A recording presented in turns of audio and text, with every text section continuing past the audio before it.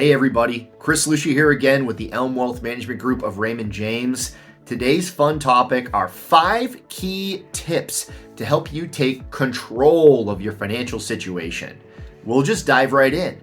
Tip number 1, revisit your budget. I said it, the word budget. In a lot of people's minds, that word has a negative connotation, but it really shouldn't. We should all have one. If it makes you feel any better, you can call it a strategic spending plan. Everyone loves the word strategy, so use that, make yourself feel better. But at the end of the day, do something, right? We all need to know where our money goes. That's a very important component of being a good financial steward or a good steward of our own capital. If your kid goes to private school for the first time, then you add a new line item. If your mortgage gets paid off, then you drop that line item. It's important to always know where the money goes, how much is coming in, how much is going out. And we adapt that budget or that strategic spending plan to life's changes along the way. So if it's been a while since you tracked it or since you've really looked at where it goes, I encourage you to do that. That's a great step in taking control of your financial situation. Tip number 2, automate your accounts. I bet what the first thing you think of when you hear automate your accounts is, I already have my mortgage payment taken out automatically every month, and I already have my car payment automated, and even if your credit card's getting paid off automatically, that's great, right? So having expenses or liabilities automatically paid is a great way to keep your credit score up, and that's important. But at the same time, or maybe even more importantly, I'm talking about paying yourself first. Automate your savings.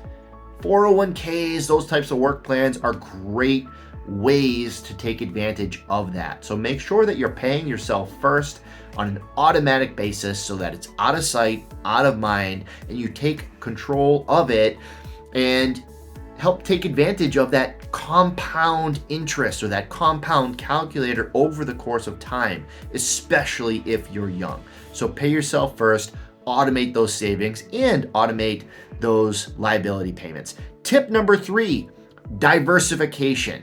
It's important to make sure that you don't have the proverbial all your eggs in one basket, right? And by doing what we do every single day in developing a model with exposure to all the different asset classes, or in other words, categories of investments, that's an important way to spread out our assets to make sure that we're participating in everything all the time.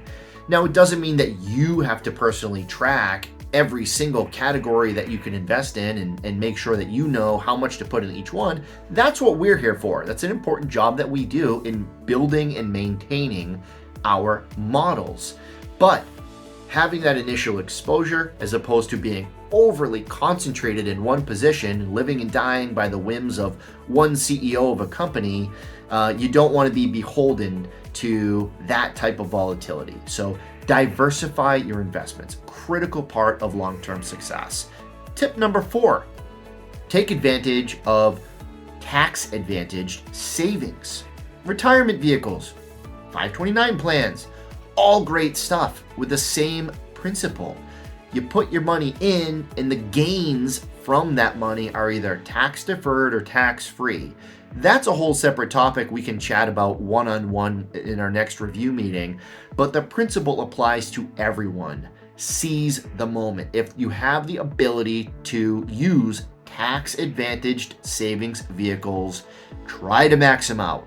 You will thank us 10, 20, 30 years down the line. Even if you're only a few years away from retirement and you've never done it, probably still makes sense. Let's talk tax-advantaged savings. Final tip number 5, improve your money mindset. We all have these built-in habits that we've been practicing, for better or for worse, right? So one of the things I do every day is I log on to an account aggregator and I look at all the different expenses and money movements from the day prior. You guys know I practice what I preach. That's a very good money habit. One of my awful money habits is getting way too excited as I track my most recent purchases from online. when you see the shipping notifications that your package has been shipped and you just keep clicking refresh to see has it made it any closer, that's not a great money habit, right? Admittedly, we all have some, and that can evolve into what my wife calls retail therapy. You're making a purchase just for the sake of that little short-term feeling, good feelings of, hey, I've got a package on the way. It's not necessarily healthy to be too beholden to that particular practice. So whatever you need to do, make sure that you're in the right mindset, that none of our habits or thought processes around money are holding us back. So those are 5 great tips to help get control of your financial situation.